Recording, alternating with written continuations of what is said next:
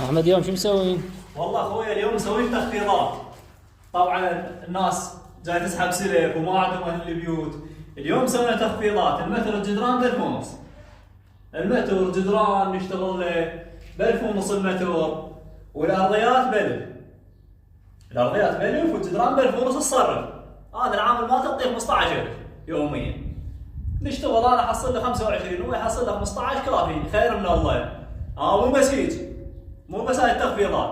ابو البيت اذا يريد فلوس محتاج فلوس، خلص فلوس انا اداينه ايش قد يريد فلوس اداينه، وحتى شغله اخليه عليه بالاقساط اذا يريد يعطيني على كيفه.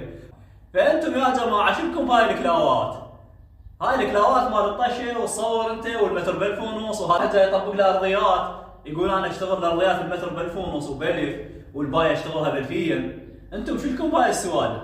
تعال اشتغل عمي، انا اشوف لك شغل يمه موجود والله، الله وكيف شغل خير من الله، ومو ب 1000 ونص، ب 4000 اعطيك المتر وب 5000 تشتغل، ب 5000 المتر تشتغل، ما تشتغل والله مال السوالف هاي مال تيك توك.